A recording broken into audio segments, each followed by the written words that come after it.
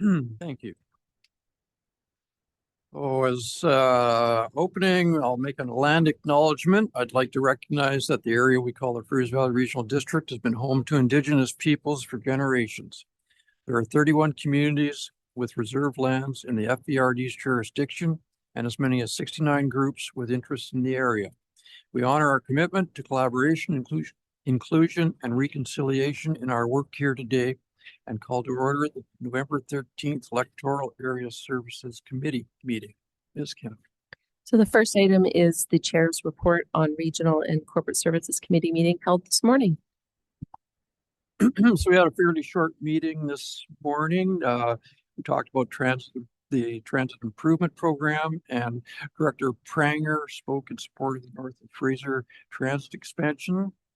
We then moved on to talk about the request to postpone pipeline valuations, a letter from Mayor Smith from Hope, and a question from Director Siemens regarding EA impacts from these new assessments. Many other directors expressed concerns and expressed hope that these changes will be postponed.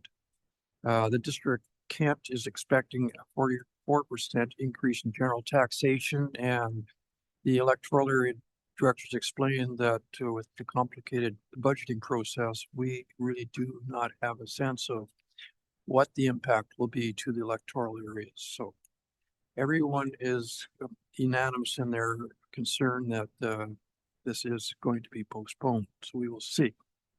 That is my report on the RACS meeting this morning. Thank you. So the next item would be approval of the agenda, and late items. For a motion, move Director Adamo, second Director Johnson. Any discussion? Hearing none. All in favor? Contrary? Motion carries. Item 5.1 is a staff presentation on the telecommunications tower policy. Good.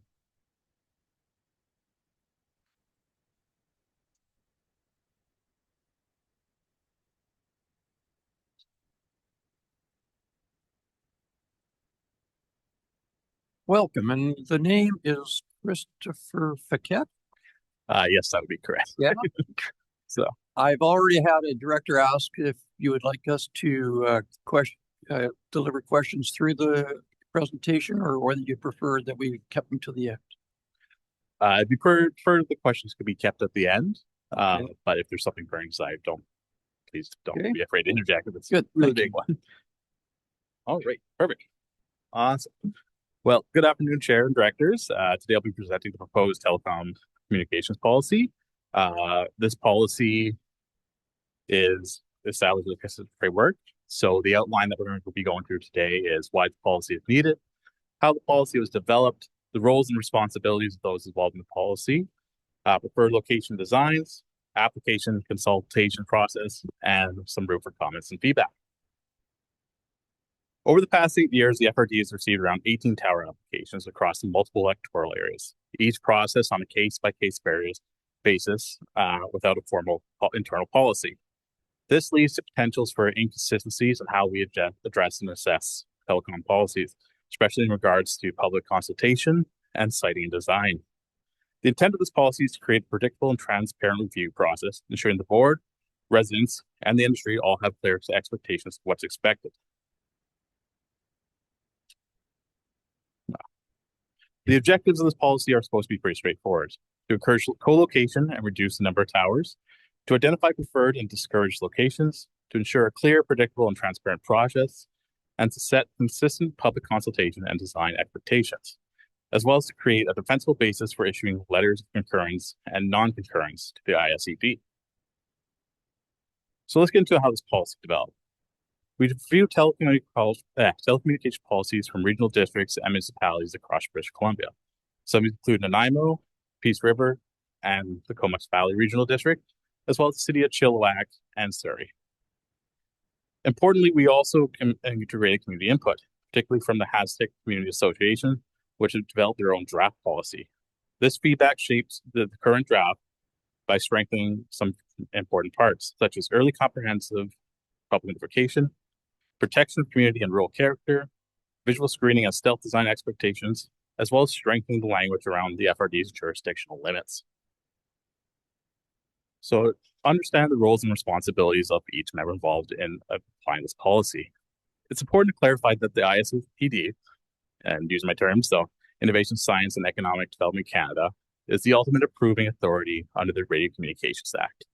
They handle licensing, technical and safety matters, including radio frequency emissions under Canada's Health Safety Code 6. The FRD's role is advisory. We assess land use compatibility, design, and consultation. And this ultimately results in the issuing of a letter of concurrence or non-concurrence. While the FRD cannot regulate RF emissions, so radio frequency emissions, or federal licensing, we can ensure that proposals align with community values, as well as OCP and other land use zoning policies.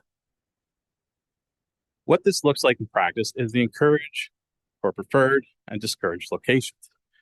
Preferred locations are those that minimize conflict and take advantage of existing infrastructure. For example, industrial and commercial areas, transportation corridors, rooftops of large buildings, agricultural lands where there's no impact on productivity, and of course, co-location of towers is always preferred. Most importantly also is the discouraged locations. Discouraged locations include residential zones within 300 meters or 3 times the tower height, whichever is greater, of schools, parks, and environmentally sensitive areas such as riparian zones and wetlands. These criteria reflect both best practices and the expectations of our local communities. We also can add some input on the design guidelines of towers. All proposed towers must be designed for co-location of at least 2 additional characters. They should use camouflage, color matching, and stealth techniques to blend in with surrounding, landscaping and fencing to screen installations, and rooftop antennas should be set back and painted to match the building types. And the lighting should be restricted to the minimum requirements of Transport Canada or NAV Canada. Also, additionally, the use of guy wires is also discouraged. So, we also outline in the policy the application process. Initially, there's a pre-application process where the proponent meets with the FRD staff to confirm site details and requirements.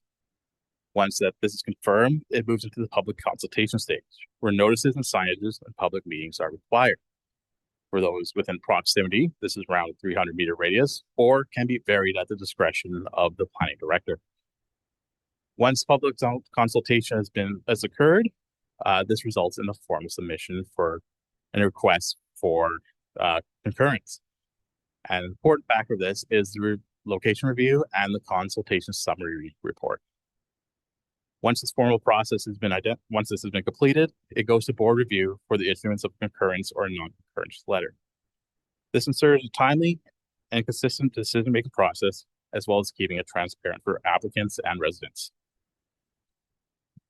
Some factors that limit issuing concurrence or non-concurrence. So, at the province, local governments, this is how we input our local governments. The Fraser Valley Regional District gives the input to the ISED.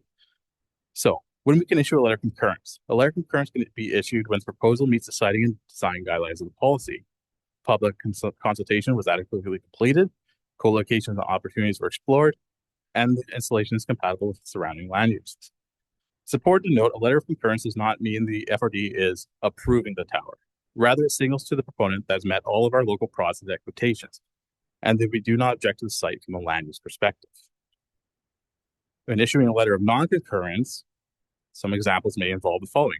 The proponent did not complete the required public consultation process. The proposal conflicts with discouraged areas. The design guidelines were not followed, or co-location opportunities were not reasonably explored. Non-concurrence does not automatically stop the project, however. The ISED still makes the final decision, but it's a formal recording of the FRD's formal process, and the ISED must consider this as part of its review. So upon this policy timeline, at this point, we are in the receive feedback and policy comment stage. Upon receiving feedback, the staff will incorporate feedback into the draft policy. Ideally in December, we'll start bringing the draft policy forward for consideration. And depending on early in the next year, implementation of request forms, development procedures, and fee updates will be implemented. So at this point, thank you for your time, and we would open it up to discussion and feedback. Thank you. Very nice presentation, Mr. Yeah, Director Davidson. Thank you. So I got a bunch of stuff. I'm just kind of curious procedurally wise. I know to date, it seems that area F is probably the single highest degree of interest in this topic. And there's going to be a lot of details that presumably go into this policy. Procedurally, how do you see that kind of evolving? I mean, I know we're meeting after this meeting to still talk about Area F. I mean, I could fill your ear for quite some time. Do you foresee a similar process with other EA directors, or are you just trying to gauge today? Are you just trying to gauge overall interest? Through the chair to answer the director's question, at this point, we're trying to get everyone's feedback, although individual comments and concerns for the electoral areas are definitely welcome. As you mentioned, we're meeting after this to address some outstanding concerns for Area F, but if there's outstanding concerns for other areas, then or slight iterations of differences that we want to see between areas, that is possible. However, we don't want to delve down the road of developing different policies too much for different areas. Can be done, but it invites potential confusion or inconsistency between areas. I guess, yeah, with all this in mind, then I'll just rattle off some points for future consideration. First off, on the regional district land exclusion, I do have concerns about that simply because a regional district parcel might be next door to another parcel where cell towers on a neighboring parcel just isn't appropriate. So, you know, a sort of a blanket regional district land exclusion, I do have concerns about. There's one of the slides talks about, you know, agricultural sites as being desirable versus residential being non-desirable. In Area F, they're kind of the same thing most of the time. So it's not clear to me from the presentation as to what your intent is there. Like if you've got a bunch of 10 and 20 acre agricultural parcels, each one of them with a home on that, is that residential or is that agricultural? That's something I'd be looking for clarity on in the draft policy when it comes out. And that also dovetails into the maximized distance from residential areas comment. Maximize could mean 200 meters, it could mean 20 kilometers. It don't really, again, that sort of has to be unpacked and better understood. The process slide, when you talked about where we are and what we do now, was that reference to future state or is that current state? Because I wasn't aware there's a pre-consultation phase today. To me, it definitely makes sense in the future, but is there in fact a pre-consultation phase today? To the chair, to the director, there is a bit of a pre-consultation phase today. Typically, the proponent will ask us or kind of imply that or suggest that they want to build a tower in a certain location. What's the feasibility of this? What's the process? They may not provide all the finer details of a site plan, the visuals, the design outline of the tower. That's something we are hoping to strengthen this policy, that by the time they come for us for free application, that we have a site plan. We know what the tower is going to look like. We know all these finer details. So it's not just we want to build a tower. It's a bit more refined than that. So today there is no sort of formal pre-consultation process yet. Is that accurate? Today, the process that we have is simply through the ISD's standard process. Okay. Two more. One is on the slide that talked about issuing a letter of concurrence versus non-concurrence. The word used was may be issued versus must be issued. And it just makes me wonder if through development of this policy, we unintentionally create a gap where there's some unforeseen event that, you know, we're trying to line up this policy against an application and we don't really have a clear answer, or we get an answer that we didn't intend. Ultimately, these non-concurrence or concurrence are issued by or voted on by the board. Are there risks around going with concurrence when non-concurrence would be indicated by policy versus, or the converse, going with non-concurrence when concurrence would be indicated by the policy? Is it truly discretionary, or once we come up with this policy, are we more or less bound to follow it all the time, 100%.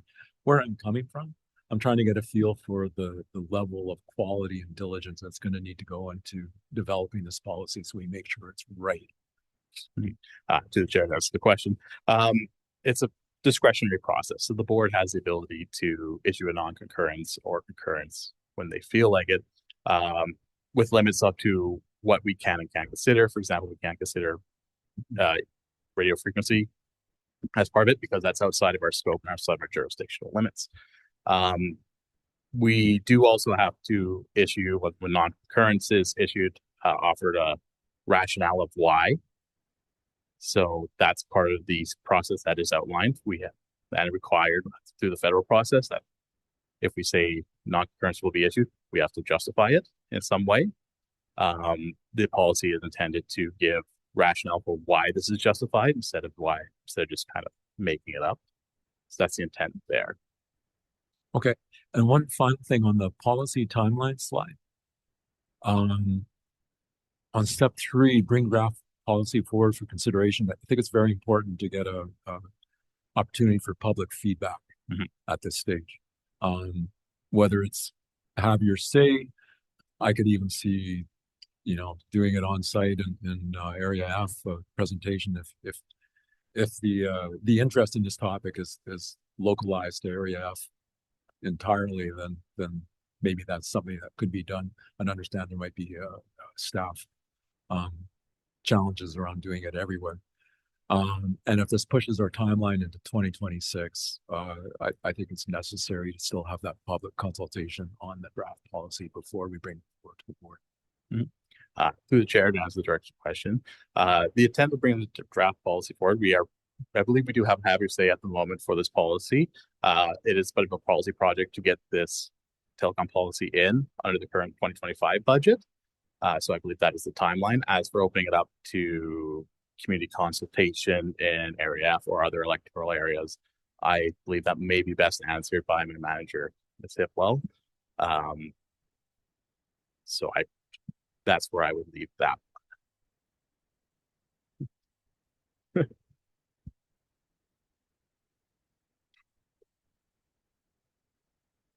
Through the chair to Director Davidson. The intent of bringing the policy forward in December was to ensure that we met our work plan commitments of bringing this policy forward in 2025. But if the board directed staff to implement a public consultation process, we could certainly proceed with that in 2026. When would the timing for such a motion be appropriate? I can make a motion right now. That's we can take that direction. I think we can take that direction today. That would be appropriate, and we can kind of adjust as necessary. Okay. Thank you. Thank you. Thanks, Director Davidson. Director Castle. Thank you, Chair Dickey. I just want to echo the comments about public consultation. I immediately went to the Have Your Way website, Have Your Stay website, not Have Your Way, and I don't see it on there. So I would definitely echo Director Davidson in asking staff to take it through that process. You mentioned there's been 18 applications over the last several years across a number of EAs. Anecdotally, we're feeling like this is primarily an Area F issue. I think it would be helpful to me to know where these applications, do we see a trend in where cell tower applications are coming from? I'm thinking there's certain areas due to their geography might require different cell towers than Area G, which is primarily just a lot of flat open land. Do we have a breakdown of where those applications are? Is there a trend of where they're coming from? Through the chair to answer Eric's question, I don't have a breakdown on hand exactly where each individual tower has been located. That data could be easily acquired and then forwarded to everyone. So, but at the moment, I don't have a direct number saying for each tower in each electoral area. Good. Director Adamo. Thanks very much. Through the chair. Thank you, Chris. Couple things. How will this affect all the decisions that have already been made moving forward? For example, so Laidlaw has a tower that's been approved. Sunshine Valley had a tower that was approved, not yet being developed and now canceled. And there is one in the construction phase taking place in Dogwood Valley, adjacent to one that already exists. So how is this going to affect any of those? That'll be the start of the question. To the chair, to answer the director's question, any tower that's currently gone through the process would not be applied. This policy would not apply to. This policy would only apply once adopted to towers proposed after the adoption date. Thanks. So anything predating the policy would continue under the normal federal process. Anything after would be adopted under the FRD's policy. I think that's good for now. I have a couple other things, but I'll get the answers later. Thanks. Thank you, Director Adamo. Director Dixon. Thank you. Thank you, Mr. Chair. Thank you for the presentation. I have a couple questions, maybe comments. One of the slides, it talked about consultation and notices. Is that a mail out? Is that what you're thinking? The chair answer the question. Yes, there would be a mail out that occurs. The radius is approximately 300 meters, three times the tower height, whichever is greater. There is room for that to be varied as necessary. So in areas that are identified as there's more community interest, that mail out radius can be expanded. It's also required that it's issued within a local newspaper for 2 editions. That signage is going to be clearly marked on the site as well. So with explaining everything. Okay. And that's general how public notification is issued. Okay. And there's also room for public comments to be received by the proponent, and then that they must also address those comments in some form. Okay. So there could be an opportunity for any of us directors to say, in this case, we'd like to expand the mail out. To the chair, at the moment, the policy is drafted so that discretion rests with the director of planning. As kind of a staff review that could be changed easily depending on feedback but that could be done as well. I guess we can see it the others say. I just think there's, generally speaking, it's always helpful to, at least if the director has some input to know what's going on. I have a couple more if I may. One of the things when you talked about the preferred siting in my area, quite frankly, they've given up on a cell tower. It's been years and years. However, at one point there was some discussion that it would be on like up one of the mountains. And for several reasons, it's higher up. Apparently it should have better coverage, those kind of things. So I don't see that mentioned at all in here. I mean, you can argue that it would be possibly a sensitive area or a riparian zone as well. But I think those are some of the things that the discussions that have been going on in Area H. So I don't know if that's anything that would go in there under rooftops or that kind of thing.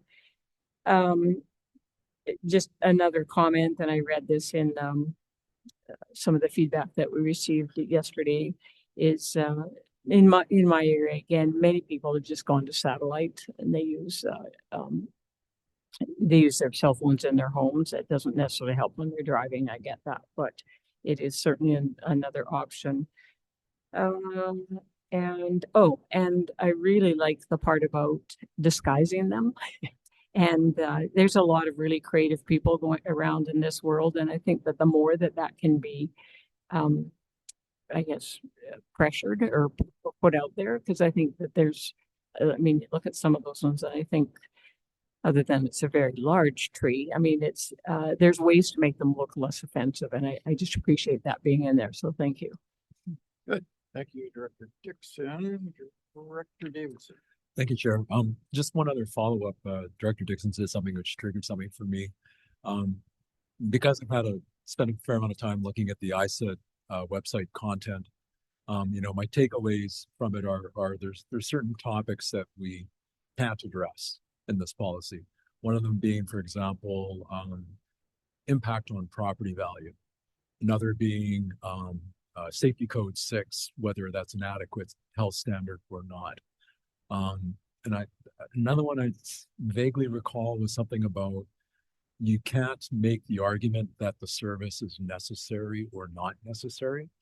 And I'm just wondering, were there others that you might share that you're aware of? Did I get it? Are there other ones out there just for context so that people kind of understand to me, what are the rules of this kind of game from the federal perspective? I mean, if we give them a lot of feedback, they say, we don't care about this because it's outside of your scope. Then we should kind of know these kinds of things up front. Chair to the chair to answer the question. Yeah, there's several things that we can't consider. Now, this is not a completely exhaustive list, but the carrier, for example, you tell us Rogers, Bell, we can't add preference to one or the other.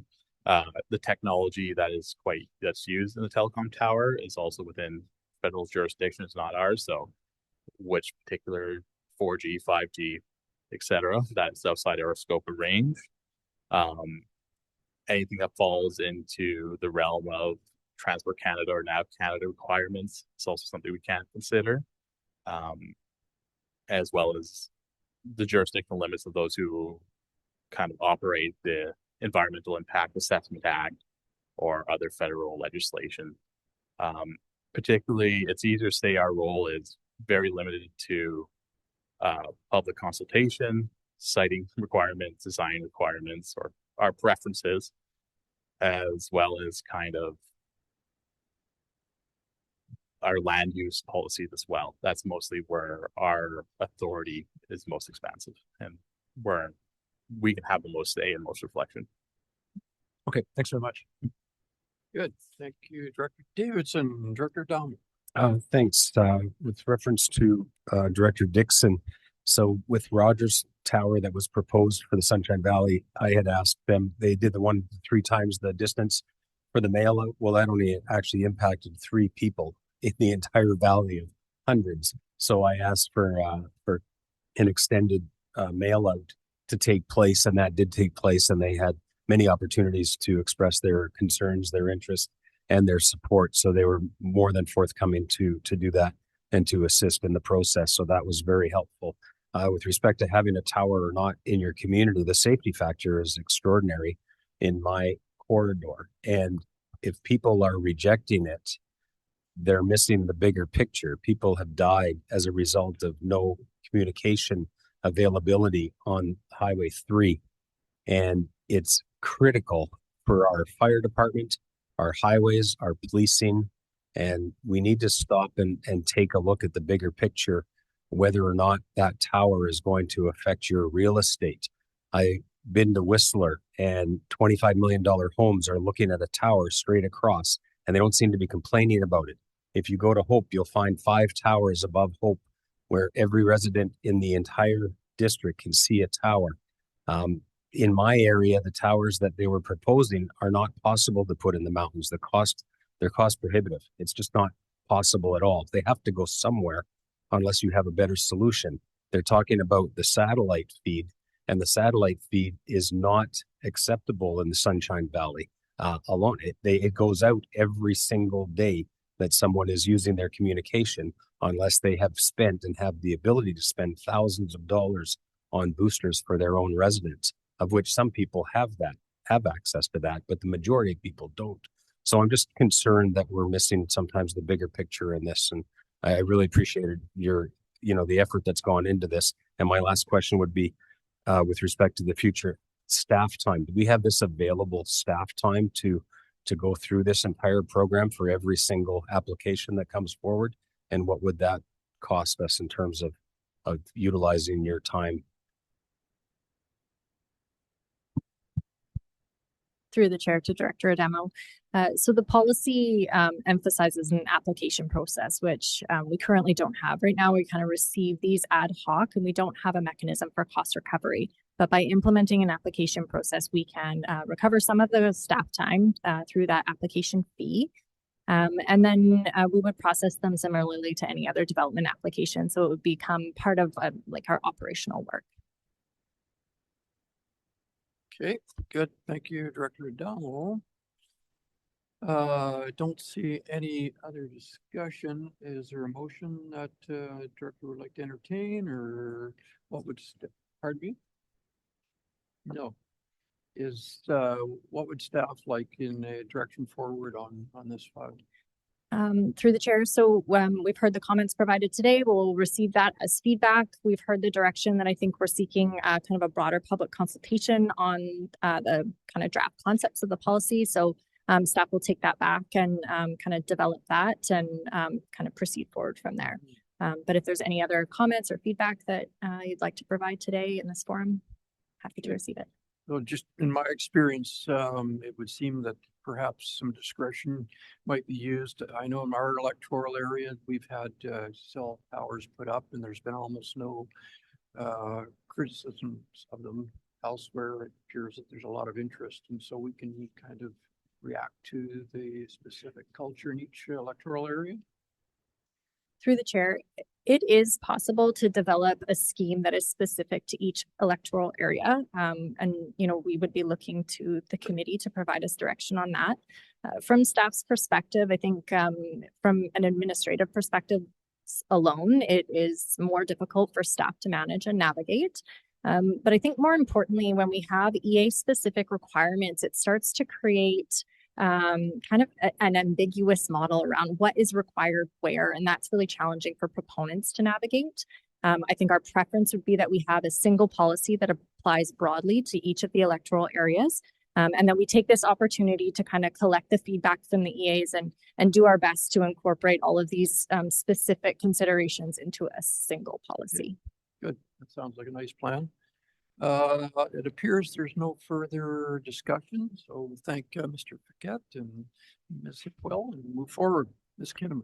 Well, thank you. And thank you for that early feedback on this project. I just would also remind the committee of the numerous comments that were already received from members of the public that were circulated earlier, and those will form part of the file. So moving down to 6.1. That is the draft Electoral Area Services Committee of the Whole meeting minutes of June 16th, 2025. Motion Director Dixon, second Director Johnson. Any discussion? Hearing none. All in favor? Contrary, motion carries. 6.2 is the draft Electoral Area Advocacy Committee meeting minutes of June 18th, 2025. For a motion, move Director Johnson, second Director Wardenberg. Any discussion? Hearing none. All in favor? Contrary, motion carries. 6.3 is the draft Electoral Area Services Committee of the Whole meeting minutes of September 16th, 2025. Those minutes, a motion, move Director Makahonic, second Director Damo. Any discussion? Hearing none. All in favor? Contrary, motion carries. 6.4 draft Electoral Area Services Committee meeting minutes of October 9th, 2025. Motion, move Director Wardenberg, second Director Dixon. Any discussion? Hearing none. All in favor? Contrary, motion carries. Item 7.1 is the 2026 UBCM advocacy, and the committee will recall last month we had indicated that it would be time for us to start working on any resolutions that the committee and board might be interested in putting forward to the 2026 UBCM convention. Of course, recognizing that process requires us to go through the LMLGA step in the process, which is early in late February, March. And so we would look for any suggestions from the committee on provincially significant items. As you know, at the 2025 convention, there's been some changes to the resolutions process, which now require those resolutions to not be regional in nature, but to be on topics that are of provincial significance. So we would welcome those offerings. And I know that staff also had provided you with some forms and some background feedback to help you with that. We'd be happy to receive those as well. Okay, thank you. Directors, any discussion on provincial topics? Let's see, go forward. Director Davidson. Just, thank you, Chair. Just one for me on illegal fill and equipment forfeiture. I know that in our meetings with the Ministry of Agriculture, we are made aware that a plan is in the works. So I'm thinking of this one as being kind of a fallback. Should that plan be late? We think it's not appropriate? I'd still like to see the motion work its way through the LMLGA UBCM process. That can always be withdrawn. Should the province hit it out of the park, we can kill it. But unless we get it in the queue, it won't happen. Sure. So through the chair to Director Davidson, perhaps you could fill out that form and provide some clarity around exactly what you would like to see in that resolution. Just recognizing that under the new requirements, it also has to be something that has not been addressed previously. So it would have to take a slightly different angle that we haven't taken in the past. So, but we'd be happy to work with you offline on that. Just on that, must be a slightly different angle. Are we talking strictly within UBCM scope or just any scope? Because it's never come before UBCM before, this particular one on equipment forfeiture. Through the chair to Director Davis, that's exactly what I'm meaning. Is if it's specifically about the equipment forfeiture, that's probably something that hasn't been dealt with before. But on the illegal fill and additional resources for agriculture, we'll just have to look through and see what other resolutions have come forward in the past, because otherwise it'll just be rejected outright. Okay, thank you. Good. Thank you, Director Davison. Moving forward. Moving to item 8.1, we have a 2025 grant and aid request for the Hemlock Valley Homeowner Association in Electoral Area C. Move Director Wardenberg, second Director Castle. Discussion. Hearing none, all in favor. Contrary motion carries. 8.2 is a 2025 grant and aid request for the Cultus Lake Park Community Events and Engagement Committee in Electoral Area H. Move Director Dixon, second Director Johnson. Any discussion? Hearing none, all in favor. Contrary motion carries. 8.3 is Financial Plan 2025 to 2029, an amendment for November. Move Director McAhonig, second Director Dowell. Discussion. Hearing none, all in favor. Contrary motion carries. 9.1 is the Fraser Valley Regional District Electoral Area B Garbage Collection Regulations and Fee Establishment Bylaw number 1800. Move Director Dowell, second Director Johnson. Discussion. Hearing none, all in favor. Contrary motion carries. 9.2 is the Fraser Valley Regional District Electoral Area D Integrated Water System Service Area Amendment Bylaw number 1804. Director McAhonig moves, second Director Dixon. Discussion. Hearing none, all in favor. Contrary motion carries. 9.3 is the Fraser Valley Regional District Popcom Street Lighting Service Area Amendment Bylaw number 1805. Director Dixon, second Director Wardenberg. Any discussion? Hearing none, all in favor. Contrary motion carries. And 9.4 is the Fraser Valley Regional District Popcom West Storm Drainage Local Service Area Amendment Bylaw number 1806. Motion, Director McAhonig, second Director Dixon. Discussion. Hearing none, all in favor. Contrary motion carries. Item 10.1 is a site-specific exemption 2025-01 to reduce the Fraser River floodplain setback for 27384 Yurkin Road in Electoral Area B.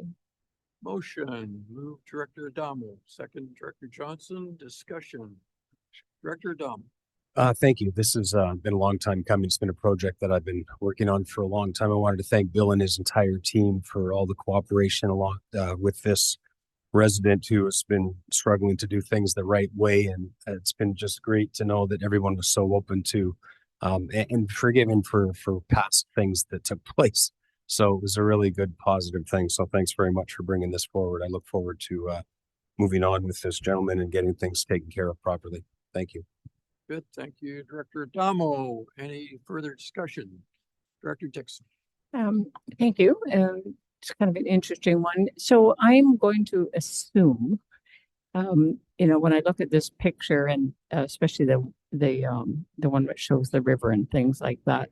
So all that's been done within this and with the staff work and stuff, I'm going to assume that this person is still protected from flooding. As I'm assuming that is what the big concern is, especially when you look at that picture. Staff. Yes, thank you for the question, Director Dixon, through the chair. Yes, indeed, as a part of the application, the property owner submitted a report by Statlu Geoscience identifying a safe line from the river that's protective of development from flooding. So staff are confident that this is an appropriate setback reduction and development that's consistent with this new river setback going forward will be safe. Thank you, Mr. Dowlus. Thank you, Director Dixon. Any further discussion? Hearing none on the motion, all in favor. Contrary motion carries. Item 10.2 is the Fraser Valley Regional District Zoning Amendment Bylaw number 1728, and Fraser Valley Regional District Cultus Lake Park zoning amendment bylaw number 1791 for small-scale multi-unit housing requirements. Yeah, on the motion, mover, Director Wardenberg moves, second, Director Johnson, discussion. Director Dixon. Thank you. And again, since this is specific part of it anyway to Cultus Lake Park Board, have they been involved in discussions as well with this? Thank you, through your chair. Yes, indeed, we've met with staff at the park board, and I'll be out at a meeting of with the commissioners in very soon to talk more about it. But the approach that we've identified for amending the Cultus Lake zoning bylaw is supported by our conversations with Cultus Lake Park staff. Thank you. Thank you, Director Dixon. Seeing no further discussion, all those in favor, contrary, motion carries. And then there's a second motion to share, Dickie. Mover being Director Dixon, second Director Adamo, discussion, hearing none, all in favor, contrary, motion carries. Item 10.3 is Agricultural Land Commission application for non-adhering residential use at 11425 Hodgkin Road in Electoral Area C. Motion, Director Wardenberg moves, second Director Johnson, discussion. Hearing none, all in favor, contrary, motion carries. 10.4 is update to hazard acceptability thresholds for development approvals. Motion. Move Director Dixon, second Director Davidson, any discussion? Hearing none, all in favor, contrary, motion carries. 11.1.1 is the 2026 Community Resiliency Investment Fire Smart Community Funding and Supports Grant for Fire Smart Activities and Fuel Management Activities Endorsement Request. Director Castle, second Director Johnson, discussion. Hearing none, all in favor, contrary, motion carries. 12.1 is an information item. It's our quarterly update for July to September. For information only, discussion, moving forward. Moving down to 14.1, also an information item that you had referenced earlier, Chair Dickey. Great, thank you. Any discussion? Hearing none, nothing has evolved in this file since the last time we spoke. I believe Director Dixon and I met with staff. Nothing to report at this time, but we will certainly keep you posted. Good, thank you. So moving down to reports by electoral area directors. Director Castle. Nothing to report. Director Davidson. Nothing for me, Chair. Thank you. Wow. Director McElhannock. Thank you.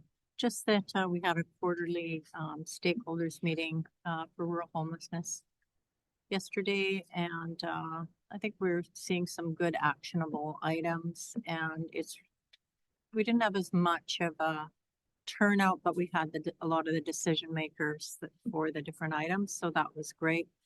So hoping to see within the next 2 weeks to have 4 different abandoned vehicles burned, whatever moved out of the valley through our fund, and so it is working. And yeah, that's it for me. Thank you. Thank you, Director McElhannock. Director Dixon.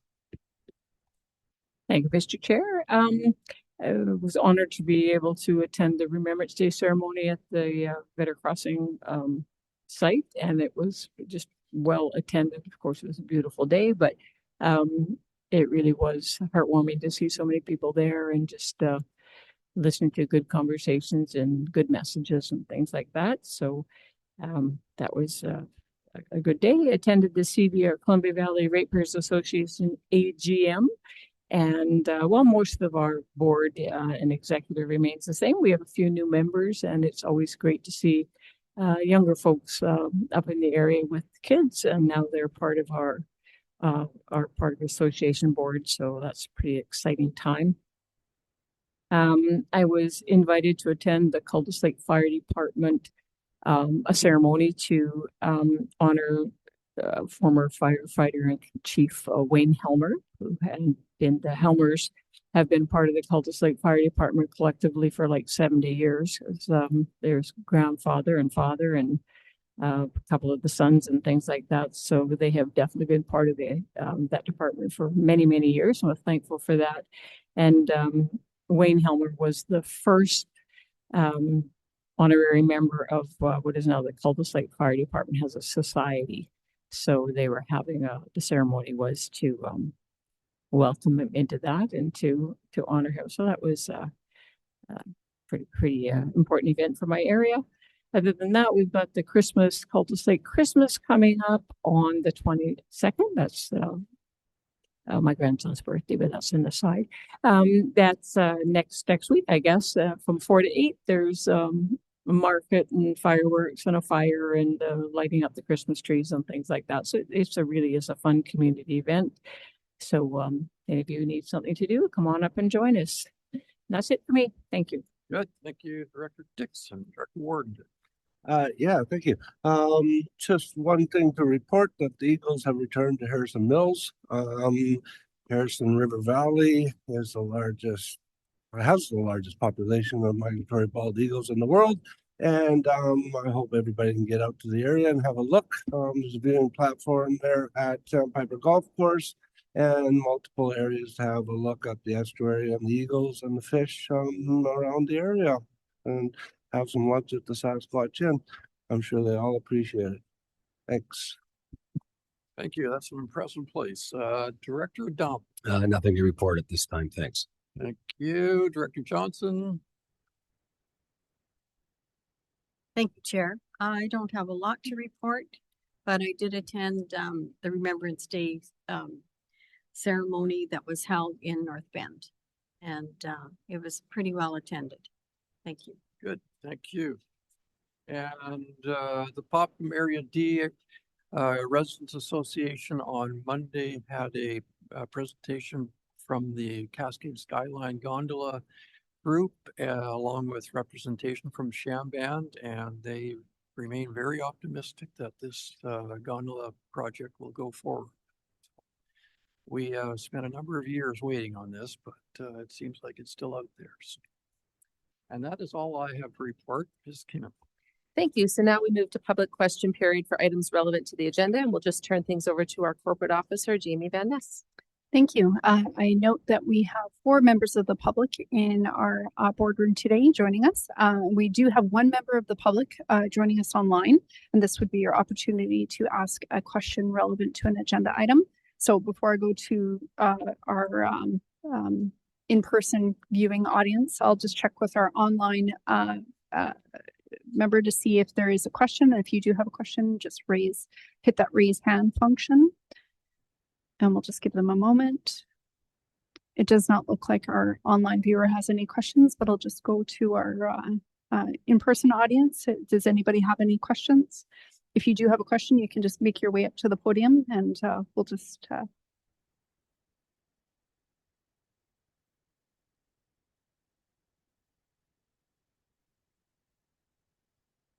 hello, everyone.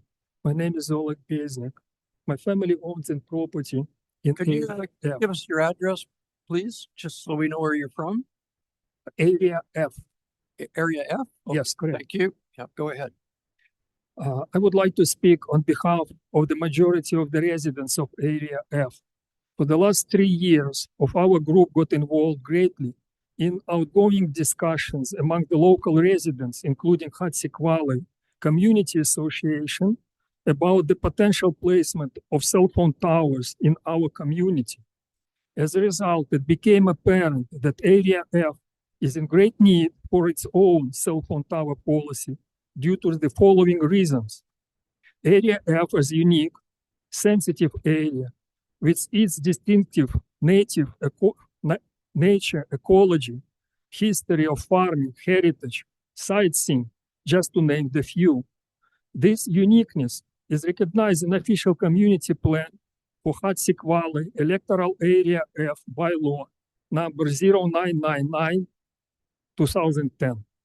The residents of Area F, long time and new owners, respect and cherish this uniqueness by adjusting their lifestyles and daily choices to preserve and protect the unique sensitive environment of this area.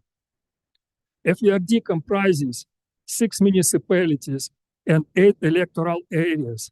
We understand the big challenge for FVRD and specifically for FVRD cell tower policy development team to develop an adequate policy that would cover and satisfy such diverse district territory, which includes wide range of areas starting from high density cities on one side of the spectrum to the wide dispersal rural areas on the other.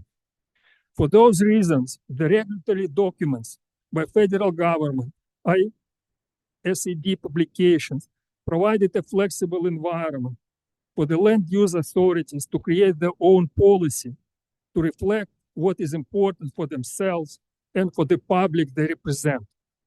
I quote right now, "Industry Canada encourages land use authorities to develop local protocols to manage the process of identifying their own concerns as well as those of the public they represent regarding antenna system modifications or installations." The document reference is provided to the registry. Quote number 2. Industry Canada is well aware of the concerns of Canadians about the proliferation of towers and considers that Canadians deserve to have a say as where towers are built in their communities. The reference to the document is provided to the registry.